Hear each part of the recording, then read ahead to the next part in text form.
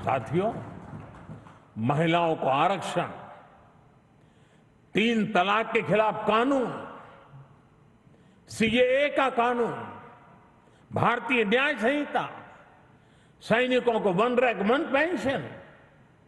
NDA सरकार राष्ट्रहित में कोई भी काम करने से पीछे नहीं रही और हम सभी को इस बात पर गर्व है। मैं आज देश को फिर आश्वस्त करूंगा,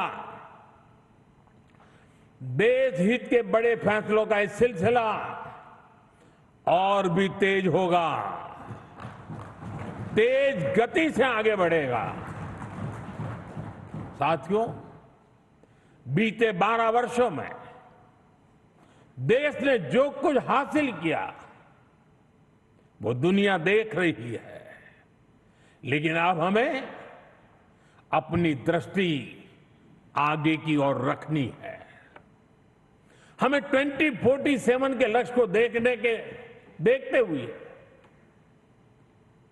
उस लक्ष्य को पूरा करने के लिए अपनी स्पीड को और बढ़ानी होगी। हमारा बेंचमार्क अब ये होना चाहिए कि बीते 12 वर्षों में जो स्पीड और स्केल हमारी रही है उसको हम और अधिक बड़ा और व्यापक कैसे बना सके।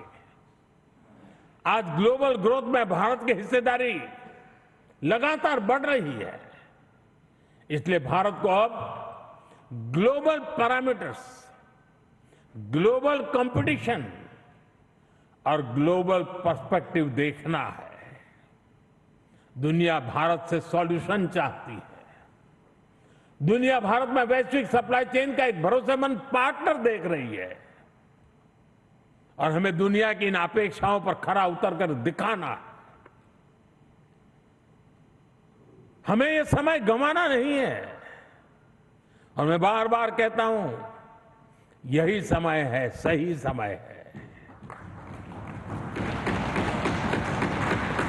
साथियों, में फ्यूचरिस्टिक टेक्नोलॉजी में खुद को श्रेष्ठ रखना है। हमें सिर्फ दुनिया जैसा नहीं करना, हमें दुनिया से एक कदम आगे रहना है। अब जैसे एनर्जी सिक्योरिटी है, बीते 12 वर्षों में हमने ऊर्जा में आत्मनिर्भरता के लिए अभूतपूर्व काम किया। मैंने लाल किले से समुद्र मंथन अभियान की घोषणा की थी। ये बहुत ही महत्वाकांक्षी मिशन है। बीते दिनों में ऑयल एंड गैस के एक्सप्लोरेशन को लेकर काफी पॉजिटिव खबरें आ रही हैं।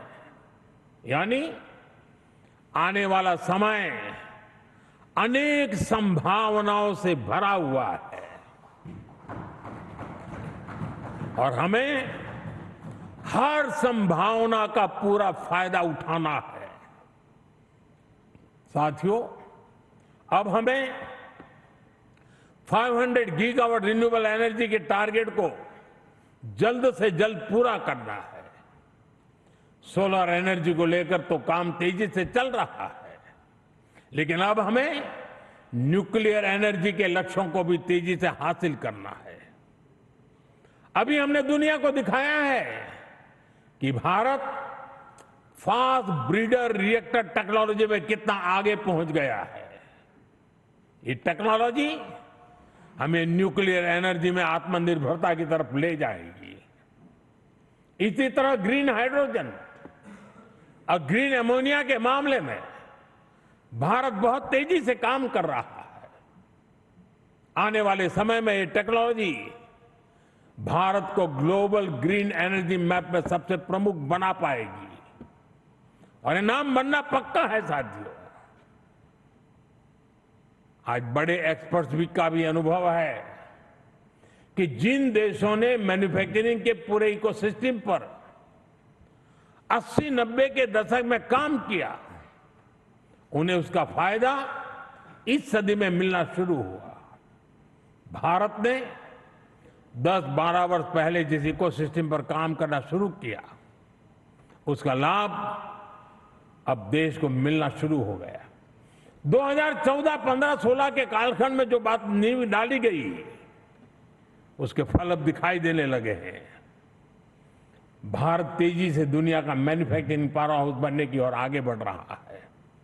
साथियों, energy, minerals, chip, battery storage, space, drone, data centres, quantum computing, artificial intelligence, ऐसे हर सेक्टर, हर टेक्नोलॉजी एक दूसरे से जुड़ी हुई है। ये एक दूसरे की पूरक है। भारत इनके लिए विदेशों पर निर्भर नहीं रह सकता, क्योंकि ये भारत की आर्थिक और स्ट्रेटेजिक हर प्रकार की सिक्योरिटी से जुड़े विषय है। और तभी भारत सेमीकंडक्टर इकोसिस्टम पर इतना फोकस कर रहा है, तभी क्रिटिकल मिनरल्स को लेकर मिशन बोर्ड पर काम चल रहा है। साथियों, शिपिंग सेक्टर में भारत आत्मनिर्भरता के नए लक्ष्यों के साथ आगे बढ़ रहा है। हम एक ऐसे फ्यूचर की तरफ बढ़ रहे हैं जहां हम मेड इन इंडिया शिप पर ट्रेड करेंगे और कंटेनर भी मेड इन इंडिया होंगे। शिप मेंटेनेंस और रिपेयर से लेकर स्क्रैपिंग तक की सर्विसेज भी भारत देगा। यही विजन हमारे एविएशन सेक्टर के लिए है। आज हम made in India transport aircraft बना रहे हैं। वो दिन दूर नहीं जब Bharat made in India civil aircraft भी बनाएगा। নানা ধরনের কন্টেন্ট দেখার জন্য লাইক করুন, শেয়ার করুন আমাদের ফেসবুক পেজ, সাবস্ক্রাইব করুন আমাদের ইউটিউব চ্যানেল। পাশাপাশি অন্যান্য ব্রেকিং নিউজের জন্য অবশ্যই চোখ রাখুন রিপাবলিক বাংলায়।